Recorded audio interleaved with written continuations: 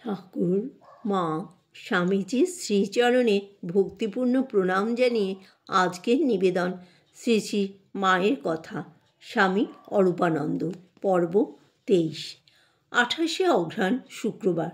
শ্রী শ্রী মা পালকিতে প্রথমে কালভৈরব, বেণীমাধব, তৈলঙ্গ স্বামী, নাগপুর রাজার মন্দির, গোয়ালিয়র রাজার মন্দির, শঙ্কটা, বীরেশ্বর ও মণিকর্ণিকা প্রভৃতি দর্শন করিয়া সন্ধ্যায় বাসস্থানে ফিরিয়া আসেন।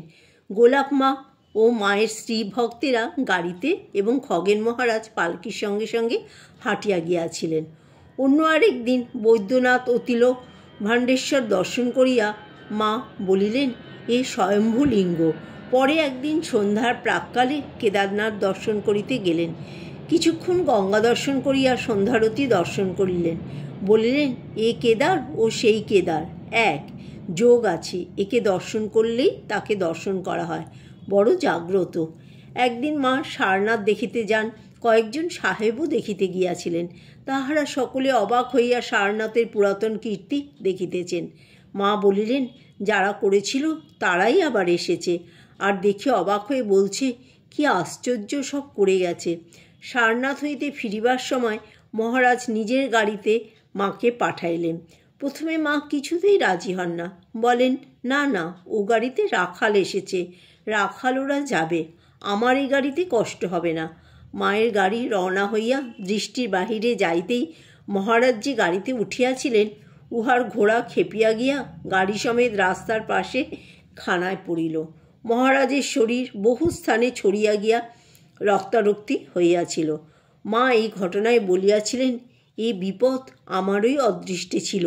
রাখাল জোর করে নিজের ঘাড়ে টেনে নিলে, না হলে ছেলে পিলে গাড়িতে কি যে হতো। মা একবার কাশীতে দুইজন সাধুকে দর্শন করেন, গঙ্গা তীরে এক নানকপন্থী সাধু এবং চামেলিপুরী। চামেলিপুরীকে যখন দর্শন করেন, গোলাপ মা তাহাকে জিজ্ঞাসা করলেন, কি খেতে দেয়? বৃদ্ধ তদুত্তরে খুব তেজ ও বিশ্বাসের সহিত বলিয়াছিলেন, এক দুর্গা মায়ের দেতাই হ্যায়। और कौन देता? উত্তরটি শুনিয়া মা খুব খুশি হইয়াছিলেন। বাড়িতে ফিরিয়া সন্ধ্যার পর আমাদিগকে বলিতেছিলেন, আহা, বুড়োর মুখটি মনে পড়ছে, যেন ছেলে মানুষটির মতো। পরদিন তাহার জন্য কমলা লেবু, সন্দেশ ও একখানি কম্বল পাঠাইয়া দেন। পরে একদিন আমি অন্যান্য সাধু দেখিবার কথা বলাতে মা বলিলেন, আবার সাধু কি দেখব? ওই তো সাধু দেখেছি, আবার সাধু কোথা? একদিন কাশীর স্ত্রীলোক শ্রী শ্রী মাকে দর্শন করিতে আসিয়া দেখেন, মা রাধু, ভূদেব প্রভৃতি ছেলেমেয়েদের লইয়া খুব ব্যস্ত। আবার নিজের পরিদেহ বস্ত্রখানি ছিঁড়িয়া যাওয়ায় একটু সেলাই করিয়া দিতে গোলাপ মাকে বলিতেছেন। ওই সকল দেখিয়া তাদের একজন বলিয়া উঠিলেন, মা, আপনি দেখছি মায়ায় ঘোর বদ্ধ। অস্পষ্ট স্বরে মা বলিলেন, কি করব মা, নিজেই মায়া। আরেকদিন বৈকালে 3-4টার সময় কয়েকটি স্ত্রীলোক শ্রী শ্রী মায়ের নাম শুনিয়া দর্শন করিতে আসিলেন। মা বারান্দায় বসিয়া আছেন, গোলাপ মা প্রভৃতি একপাশে বসিয়া। একটি স্ত্রীলোক গোপাল মাকে প্রাচীনা এবং ভব্য আকৃতি বিশিষ্টা দেখিয়া তাহাকেই মাতা ঠাকুরানী মনে করিয়া প্রণাম করিয়া কথা বলিতে যাওয়ায় গোলাপ মা বুঝিতে পারিয়া বলিলেন, ওই উনি মা ঠাকুরন। মায়ের সাদাসিধা চেহারা দেখিয়া তিনি ভাবিলেন, মাতা ঠাকুরানী বুঝি রহস্য করিতেছেন।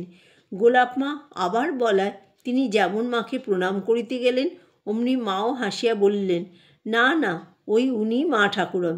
তখন স্ত্রীলোকটি মহা সমস্যায় পড়িলেন।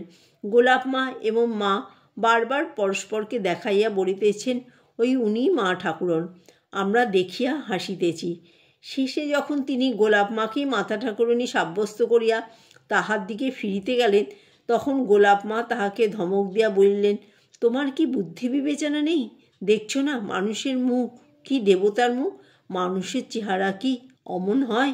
বাস্তবে কি মায়ের সরল প্রসন্ন দৃষ্টিতে এমন একটি বিশেষত্ব ছিল, যাহাতে শতই তাহাকে একটু অসাধারণ বলিয়া ধারণা হইত। আমি মাকে বললাম, বিশ্বনাথকে রোজ সব লোকে ছোঁয়, সেজন্য সন্ধ্যার পর অভিষেক হয়ে তবে আরতি ও ভোগ হয়। মা বলিলেন, পাণ্ডাগুলো টাকার জন্য ওরূপ ছুতে দেয়। কেন ছুতে দেওয়া?